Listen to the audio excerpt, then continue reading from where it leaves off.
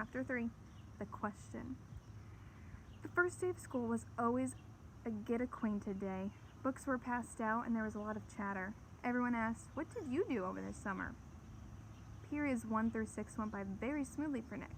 But then came period 7. Mrs. Granger's class was all business. The first thing they did was take a vocabulary pretest to see how many of the 35 words for the week the kids already knew. Tremble, circular, orchestra, the list went on and on. Nick knew most of them. Then there was a handout about class procedures. After that, there was a review paper about cursive writing, and then there was a sample sheet showing how the heading should look on every assignment. No let-up for 37 minutes straight. Nick was an expert at asking the delaying question, also known as the teacher stopper, or the guaranteed time waster. At 3 minutes before the bell, in that split second between the end of today's classwork and the announcement of tomorrow's homework, Nick could launch a question guaranteed to sidetrack the teacher long enough to delay or even wipe out the homework assignment.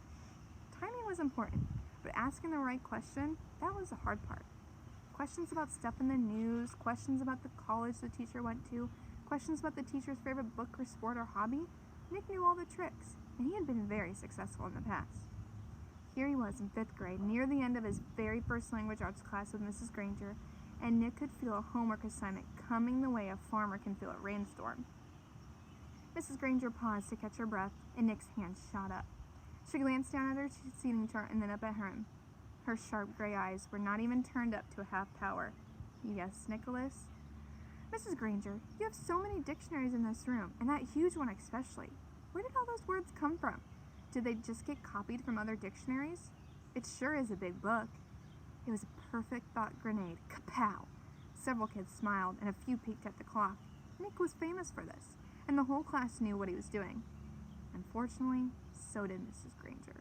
She hesitated a moment and gave Nick a smile that was just a little too sweet to be real. Her eyes were the color of a thundercloud. "Why, what an interesting question, Nicholas. I could talk about that for hours, I bet." She glanced around the classroom. "Do the rest of you want to know too?"